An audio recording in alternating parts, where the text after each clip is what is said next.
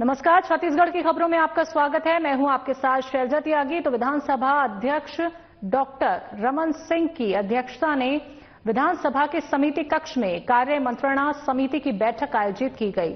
बैठक में मुख्यमंत्री विष्णुदेव साय, उप मुख्यमंत्री अरुण साव, संसदीय कार्य मंत्री केदार कश्यप सहित समिति के सदस्य उपस्थित थे।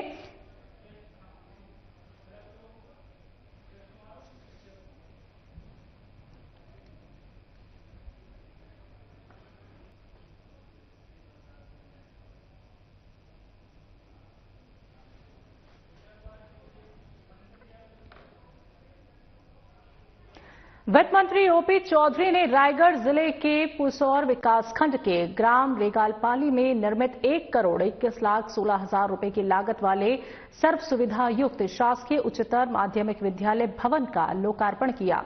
उन्होंने स्मार्ट क्लास और प्रयोगशालाओं का निरीक्षण कर विद्यार्थियों द्वारा प्रस्तुत विज्ञान मॉडल प्रदर्शनी की सराहना की। उन्होंने कहा कि नवनिर्मित विद्यालय भवन को आधुनिक शैक्षणिक मानकों के अनुरूप डिजाइन किया गया है।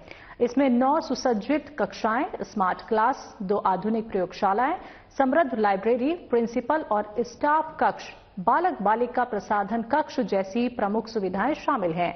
ये भवन 300 से अधिक विद्यार्थियों के लिए प्रेरणादायक, सुरक्षित और आधुनिक शिक्षा का वातावरण उपलब्ध कराएगा।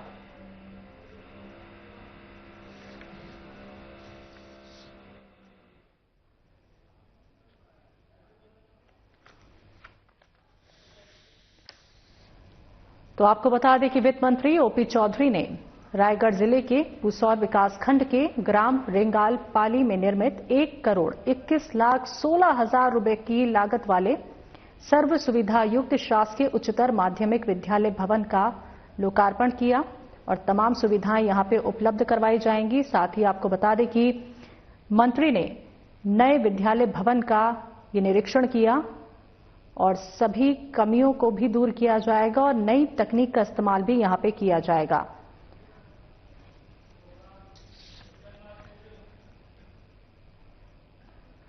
भारतीय विश्वविद्यालय दुर्ग के इतिहास में एक महत्वपूर्ण उपलब्धि जुड़ गई जब विश्वविद्यालय परिसर में प्रथम दीक्षांत समारोह का भव्य आयोजन किया गया, जिसमें प्रदेश के राजस्व और उच्च शिक्षा मंत्री टंकराम वर्मा ने मुख्य अतिथि के रूप में सहभागिता की। दीक्षांत समारोह में विभिन्न विषयों के 86 शोधार्थियों को पीएचडी की उपाधि प्रदान की गई। इसके साथ ही उत्कृष्ट शैक्षणिक प्रदर्शन करने वाले 9 विद्यार्थियों को स्वर्ण पदक और 186 विद्यार्थियों को स्नातक और स्नातकोत्तर डिग्रियां प्रदान की गईं। समारोह को संबोधित करते हुए उच्च शिक्षा मंत्री ने सभी उपाधि प्राप्त शोधार्थियों और विद्यार्थियों को बधाई और शुभकामनाएं दी। उन्होंने कहा कि दीक्षांत केवल डिग्री प्राप्ति का अवसर नहीं, बल्कि जीवन की नई जिम्मेदारियों की शुरुआत है।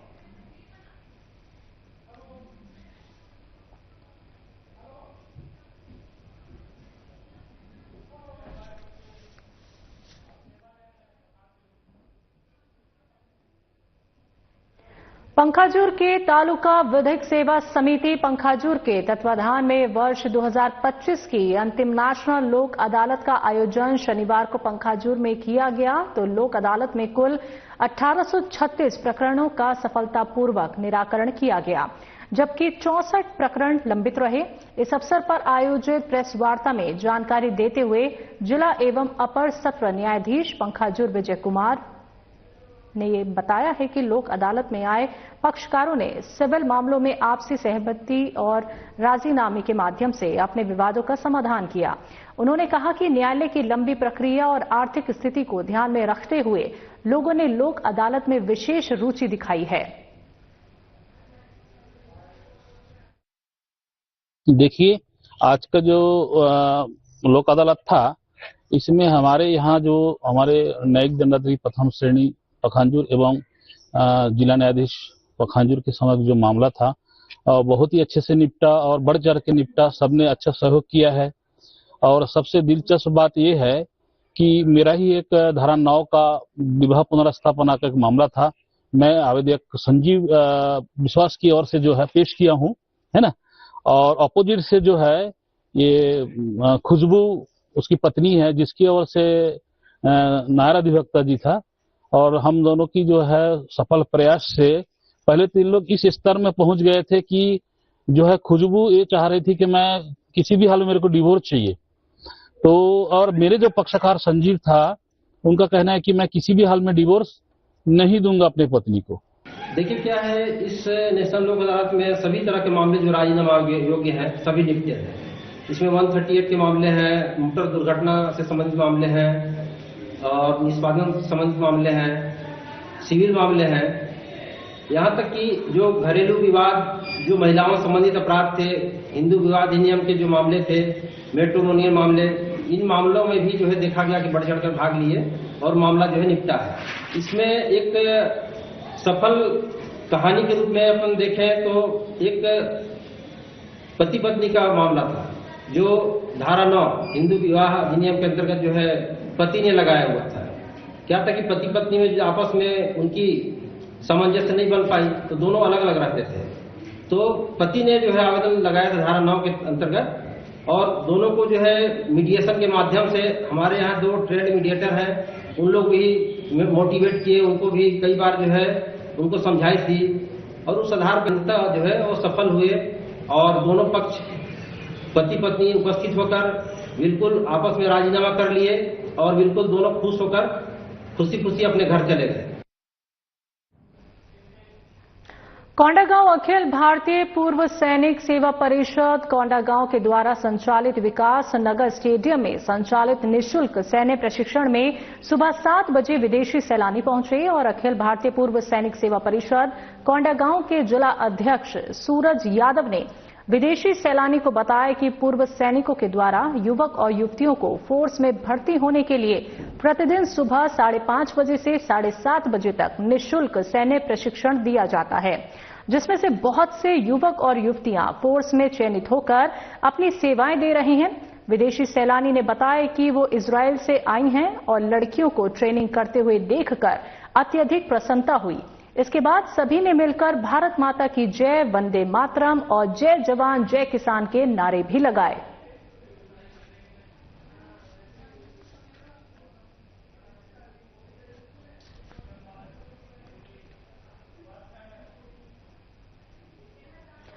कोंडागांव राज्य कार्यालय द्वारा चयनित पीडब्ल्यूसी संस्था के माध्यम से जिले में रॉट आयरन के कार्य से जुड़े समूहों और परिवारों को उनके उत्पादों के बेहतर विपणन और ब्रांडिंग के लिए 12 और 13 दिसंबर को 2 दिवसीय आवासीय जिला स्तरीय प्रशिक्षण प्रदान किया गया। इस प्रशिक्षण का उद्देश्य कारीगरों को बाजार की मांग के अनुरूप उत्पादन तैयार करने और उन्हें राष्ट्रीय स्तर तक पहचान दिलाना है।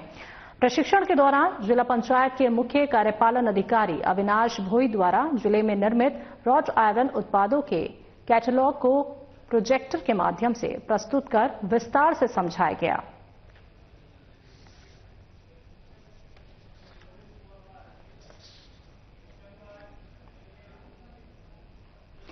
कोरबा पुलिस अधीक्षक कोरबा सिद्धार्थ तिवारी के निर्देशन और अतिरिक्त पुलिस अधीक्षक के मार्गदर्शन में थाना उर्गा क्षेत्र की एक अत्यंत गंभीर तिहरी हत्या की घटना होने पर एक विशेष जांच टीम द्वारा जांच की गई।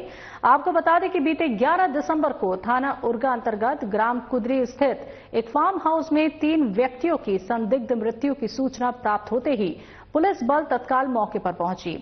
घटना की गंभीरता को देखते हुए विशेष जांच टीम गठित कर घटनास्थल निरीक्षण, शव पंचनामा, साक्ष्य संकलन और गवाहों से पूछताछ की गई और कार्रवाई आगे बढ़ाई गई। तो जांच में ये तथ्य सामने आए हैं कि मुख्य आरोपी तांत्रिक आशीष दास द्वारा तंत्र मंत्र के माध्यम से 5 लाख रुपए को 50 लाख रुपए कहने का झांसा देकर इस घटना को अंजाम दिया गया। तो फिलहाल पुलिस आरोपियों से पूछताछ कर आगे की जांच में जुट गई है।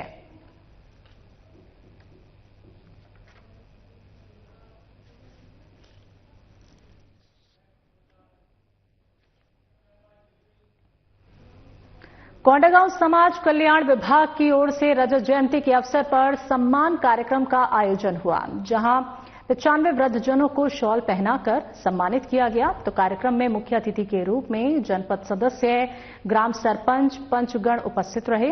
रजत जयंती के अवसर पर ग्राम पंचायत के 25 वृद्धजनों का डीएलसी कार्य भी पूरा किया गया। कार्यक्रम में योजनाओं के बारे में जानकारी प्रदान की गई और नशा मुक्ति अभियान भी चलाया गया।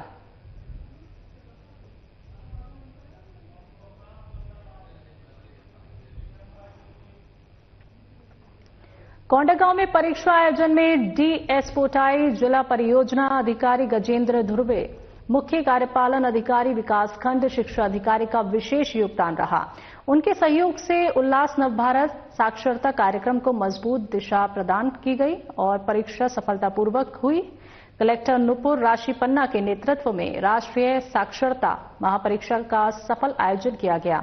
इस महापरीक्षा के लिए कुल 7,140 शिक्षार्थियों ने पंजीयन कराया था और जिनमें से 5,055 शिक्षार्थियों ने विभिन्न 141 परीक्षा केंद्रों में उपस्थित होकर परीक्षा में भाग लिया।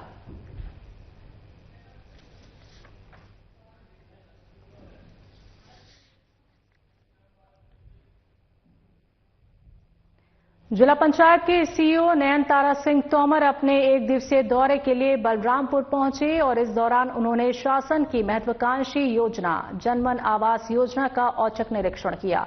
जहां सीईओ मैडम ने ग्राम पंचायत बेलकोना के पहाड़ी कोरबा बस्ती हरिनलेटा में चौपाल लगाने के निर्देश दिए, तो वहीं उन्होंने पहाड़ी कोरबा समुदाय के लोगों की समस्याएं भी सुनी और संबंधित अधिकारियों को निस्तारण के निर्देश दिए।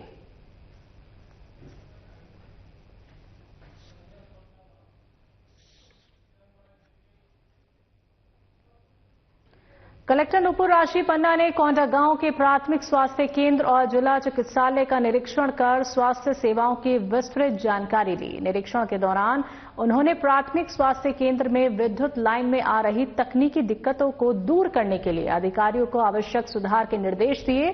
साथ ही स्टाफ की उपलब्धता की स्थिति जानी और साफ सफाई रखने के निर्देश भी दिए।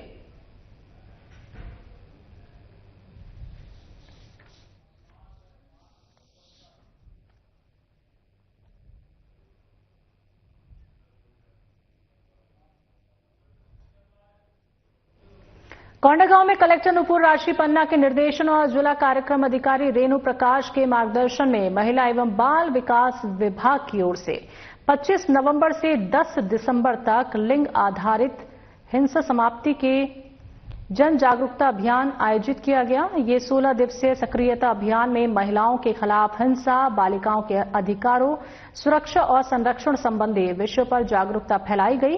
कार्यक्रम में बाल विवाह रोकथाम, कार्यस्थल पर यौन उत्पीड़न, घरेलू हिंसा, पॉस्को एक्ट, डीबी एक्ट, बाल विवाह प्रतिबंध अधिनियम, भारतीय न्याय संहिता 2023 और भारतीय नागरिक सुरक्षा संहिता 2023 के अंतर्गत महिलाओं को प्राप्त विशेष अधिकारों की जानकारी दी गई।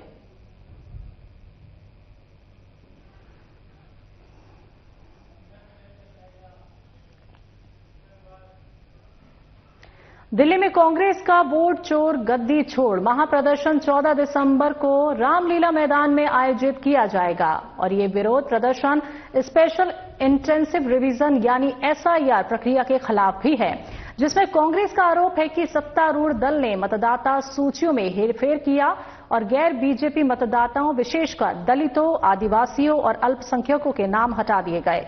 इस रैली में कांग्रेस अध्यक्ष मल्लिकार्जुन खड़गे, राहुल गांधी, सोनिया गांधी सहित अन्य वरिष्ठ नेता और देश भर से पार्टी कार्यकर्ता शामिल होंगे। छत्तीसगढ़ के कई वरिष्ठ कांग्रेस नेता भी इसमें शामिल होंगे और एसआईआर के खिलाफ दिल्ली में कांग्रेस के प्रदर्शन को लेकर तरुण चुग ने कहा कि कांग्रेस विरोध कर रही है क्योंकि घुसपैठियों को बचाना चाहती है। एसआईआर एक चुनावी प्रक्रिया है, चुनाव आयोग की प्रक्रिया है और 12 लाख BLA-2 सभी राजनीतिक दलों ने दिए। मैंने भी 5 लाख दिए हैं, 7 लाख कांग्रेस और इंडी गठबंधन के लोगों ने भी दिए। ये हर 20 साल बाद वोटर शुद्धिकरण होता है और वो हो रहा है। सर लेकिन मैं सुबह देख रहा था कि राहुल गांधी जी ने कहा कि गृह मंत्री जी ने जो बोला मैं समझ नहीं पाया। ऐसा है कि कुछ लोगों की समझ ही ऐसे होती है। इतनी स्पष्टता से सदन में दिया गया भाषण जो आम जनमानस को समझ आ रहा है, वो राहुल गांधी जी को नहीं समझ आ रहा है, तो उनकी समझ बढ़ाने का कोई टॉनिक तो हमारे पास है नहीं, इंजेक्शन नहीं है कि राहुल गांधी जी को इंजेक्शन लगा दें। कई लोगों की वृत्ति ऐसी होती है, उनको 2-3 दिन बाद चीज समझ आती है। अब उनकी मंद बुद्धि पर मैं कोई टिप्पणी नहीं करना। सर, लेकिन कौन सी दिशा निकाले हैं जो राज्य सरकारें हैं जो उनसे नाराजगी व्यक्त कर रही हैं? ऐसा है कि आप वोटर शुद्धिकरण करने का विरोध कर रहे हैं क्योंकि आप घुसपैठियों को बचाना चाह रहे हैं। भारत का संविधान सुनिश्चित करता है कि भारत का मतदाता केवल व केवल भारत का नागरिक होना चाहिए, और राहुल गांधी जी के नेतृत्व में भ्रष्ट युवराज व युवरानियों की टोली घुसपैठियों को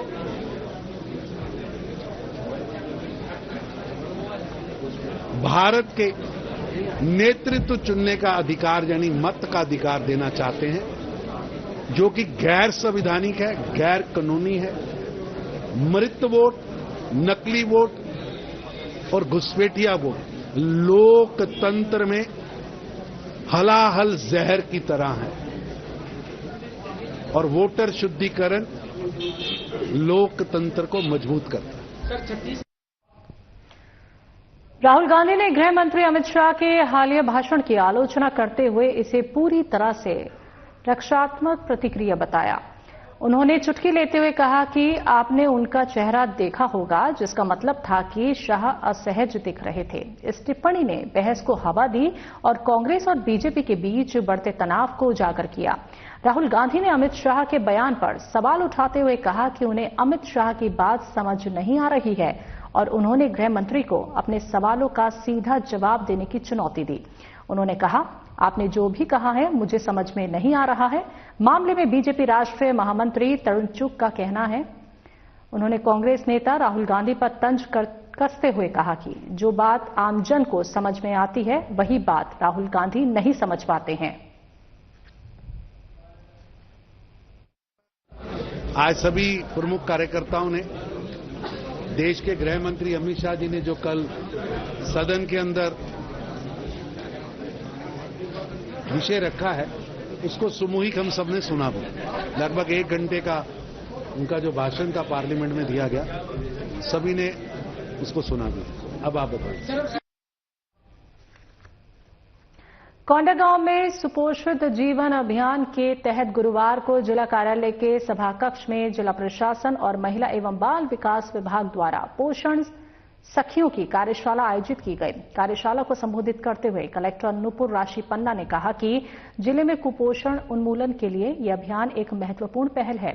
उन्होंने पोषण सखियों से अपील की है कि यदि आसपास कोई भी बच्चा कुपोषित दिखाई दे तो उसकी आयु और वजन की जानकारी लेकर संबंधित विभाग को अवगत कराया जाए, और साथ ही निर्धारित डाइट चार्ट के अनुसार बच्चों के परिजनों को आहार देने के लिए प्रेरित करें।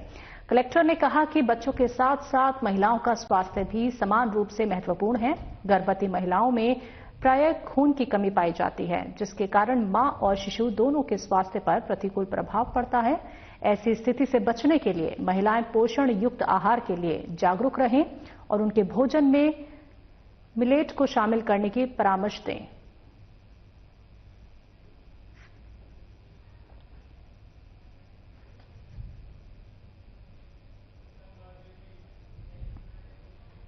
बीजापुर में सरपंच पर ग्राम पंचायत की योजनाओं में लापरवाही और मनमानी का गंभीर आरोप लगाते हुए ग्रामीणों ने एसडीएम को शिकायत पत्र सौंपा है।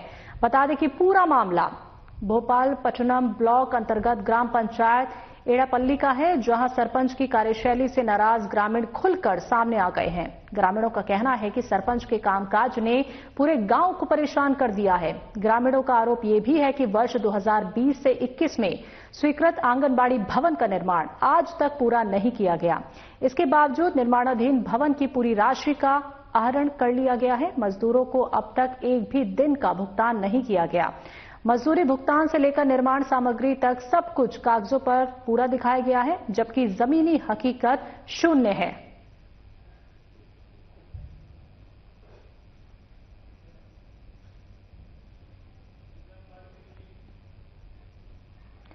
कोंडागांव शासकीय गुडाधुर स्नातकोत्तर महाविद्यालय कोंडागांव के बीसीए वर्ग के प्रतिभाशाली छात्र परवीन चंद नाग और अंशु तिवारी का चयन अखिल भारतीय विश्वविद्यालय खेल महासंघ द्वारा आयोजित पूर्वी जोन अंतर विश्वविद्यालय टेबल टेनिस प्रतियोगिता के लिए हुआ है। दोनों खिलाड़ी शहीद महेंद्र कर्मा विश्वविद्यालय जगदलपुर की पुरुष टेबल टेनिस टीम का प्रतिनिधित्व करेंगे। ये उपलब्धि दोनों खिलाड़ियों के 3 से 4 नवंबर को शासकीय जे योगानंद छत्तीसगढ़ महाविद्यालय रायपुर में आयोजित राज्य स्तरीय टेबल टेनिस प्रतियोगिता में दिए गए उत्कृष्ट प्रदर्शन का परिणाम है। इस आयोजन में उत्तर और दक्षिण बस्तर सेक्टर के श्रेष्ठ खिलाड़ियों को चयनित कर विश्वविद्यालय टीम में शामिल किया गया।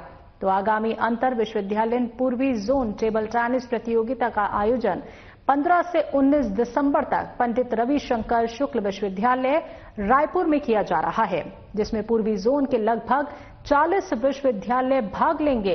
खिलाड़ियों की बेहतर तैयारी के लिए 12 से 14 दिसंबर तक शहीद महेंद्र कर्मा विश्वविद्यालय जगदलपुर में विशेष प्रशिक्षण शिविर भी आयोजित किया गया है।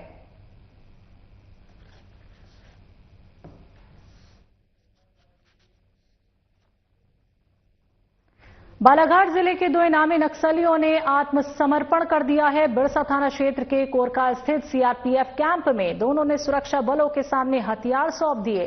प्रदेश के मुख्यमंत्री doctor Mohan Yadav video conferencing के जरिए कार्यक्रम से जुड़े और इस सरेंडर को राज्य के लिए बड़ी उपलब्धि बताया।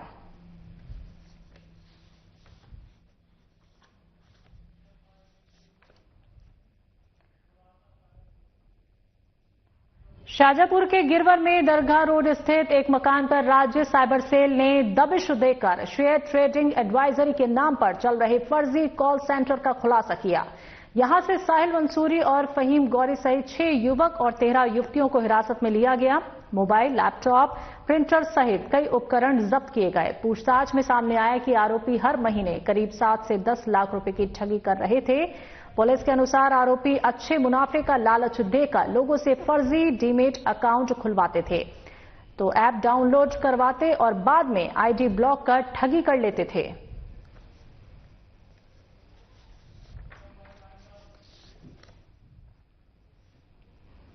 छत्तीसगढ़ की खबरों में अभी के लिए इतना ही। मुझे दीजिए इजाजत। नमस्कार।